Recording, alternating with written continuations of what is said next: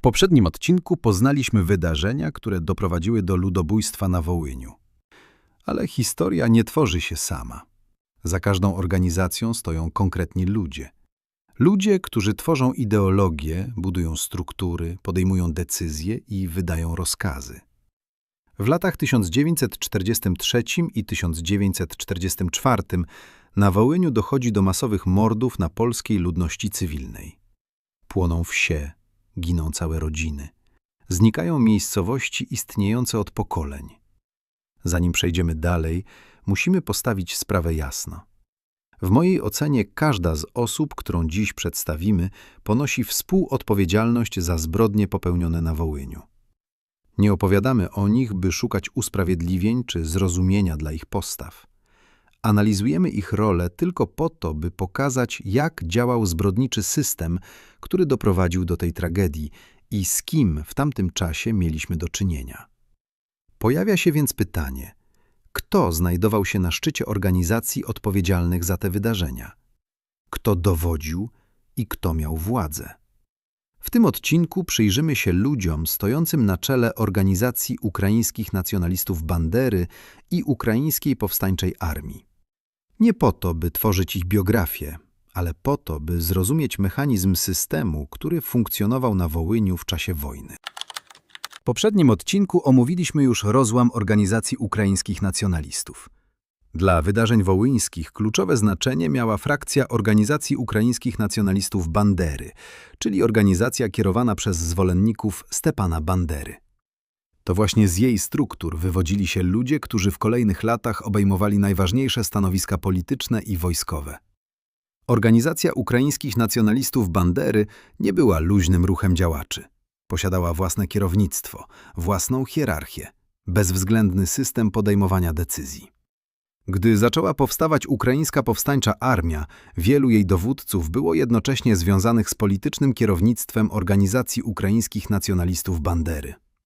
To oznaczało, że struktury polityczne i wojskowe były ze sobą nierozerwalnie powiązane. Aby zrozumieć ten mechanizm, musimy przyjrzeć się ludziom na samym szczycie. Stepan Bandera jest dziś jedną z najbardziej kontrowersyjnych postaci XX wieku. Dla części Ukraińców pozostaje symbolem walki o niepodległość. Dla wielu Polaków jego nazwisko jest nierozerwalnie związane z masowymi mordami na ludności cywilnej. Bandera od lat 30. należał do najbardziej radykalnych działaczy ukraińskiego nacjonalizmu. Popierał terror jako narzędzie walki politycznej. Po ataku Niemiec na Związek Sowiecki w 1941 roku jego zwolennicy ogłosili we Lwowie powstanie państwa ukraińskiego. Niemcy nie zaakceptowali tej decyzji. Bandera został aresztowany i osadzony w obozie w Sachsenhausen. To oznacza, że podczas kulminacji wydarzeń wołyńskich nie przebywał on na Wołyniu. Nie oznacza to jednak braku jego odpowiedzialności. Wielu historyków uważa, że radykalna ideologia rozwijana przez kierownictwo Organizacji Ukraińskich Nacjonalistów Bandery stworzyła ideologiczne warunki, które umożliwiły późniejsze zbrodnie. Jego współpracownicy pozostawali na wolności, a stworzony przez niego aparat działał dalej. Dlatego pytanie o winę dotyczy całego systemu politycznego kierownictwa Organizacji Ukraińskich Nacjonalistów Bandery. W latach 1942 i 1943 zaczęła formować się Ukraińska Powstańcza Armia. Warto zaznaczyć, że początkowo nazwy tej używały oddziały Tarasa Borowcia, znanego jako Taras Bulba. Frakcja Bandery bezwzględnie przejęła tę nazwę, siłą wchłaniając lub likwidując inne ukraińskie grupy. To doskonale pokazuje brutalność organizacji ukraińskich nacjonalistów Bandery nawet wobec własnych rodaków. Formalnie Ukraińska Powstańcza Armia była organizacją wojskową. W praktyce była całkowicie podporządkowana kierownictwu politycznemu. Ukraińska Powstańcza Armia nie była grupą przypadkowych oddziałów. Posiadała dowódców, rozkazy i żelazny łańcuch podporządkowania. Im większa była skala organizacji, tym trudniej przyjąć tezę, że eksterminacja na tak ogromnym obszarze mogła być wyłącznie spontaniczna.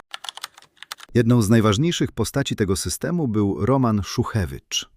W 1943 roku objął stanowisko głównodowodzącego Ukraińskiej Powstańczej Armii. Jednocześnie należał do ścisłego kierownictwa Organizacji Ukraińskich Nacjonalistów Bandery. Łączył więc w jednym ręku władzę polityczną i wojskową. Jedno nie budzi większych wątpliwości wśród badaczy. Szuchewicz nie był szeregowym działaczem. Wielu historyków wskazuje, że jako najwyższy dowódca ukraińskiej powstańczej armii ponosi odpowiedzialność za działania prowadzone przez podległe mu struktury. Historycy wskazują również, że pod koniec 1943 roku działania przeciwko polskiej ludności zostały rozszerzone na obszar Galicji Wschodniej, gdzie kierownictwo ukraińskiej powstańczej armii pozostawało pod dowództwem Szuchewicza. Decyzje podejmowane przez ukraińską powstańczą armię siłą rzeczy prowadzą badaczy bezpośrednio do jego osoby. Jeżeli istnieje postać najczęściej wymieniana w kontekście bezpośredniego sprawstwa, jest nią Dmytro Kłaczkiwski, znany pod pseudonimem Kłym Sawór. To on dowodził strukturami ukraińskiej powstańczej armii na Wołyniu. Do dziś nie odnaleziono jednoznacznego, pisemnego rozkazu nakazującego mordowanie polskiej ludności. Jednak badacze są dziś w dużej mierze zgodni. To właśnie Dmytro Kłaczkiwski ponosi bezpośrednią odpowiedzialność za rozpoczęcie fali zbrodni przeciwko polskim cywilom. To pod jego dowództwem dochodzi do wydarzeń, które na trwałe zapiszą się jako ludobójstwo. W dyskusjach o odpowiedzialności politycznej pojawia się również nazwisko Mykoły Łebeda. Był jednym z czołowych działaczy organizacji ukraińskich nacjonalistów Bandery. Co ciekawe, Łebed początkowo krytykował Kłaczkiwskiego za, jak to określał, bandyckie działania. Pokazuje to, że wewnątrz dowództwa istniały taktyczne spory mimo wspólnego, bezwzględnego celu. W części badań historycznych Łebed jest wymieniany jako jeden z ważnych współtwórców polityki organizacji wobec ludności polskiej. Do jakich wniosków to nas prowadzi? Dziś poznaliśmy ludzi posiadających realną władzę na Wołyniu.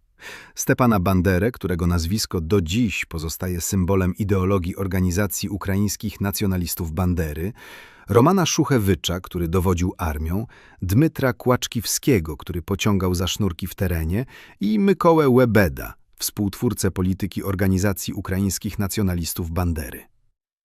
Ale czy kiedykolwiek odnajdziemy ten jeden kluczowy dokument? Czy decyzja zapadła na najwyższym szczeblu w formie tajnej dyrektywy, czy była wynikiem samowoli dowódców polowych, którą góra szybko zaakceptowała? Ale nazwiska to jeszcze nie dowód.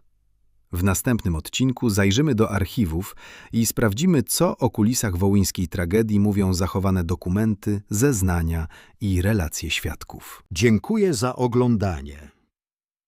Subskrybuj kanał, aby nie przegapić kolejnej części.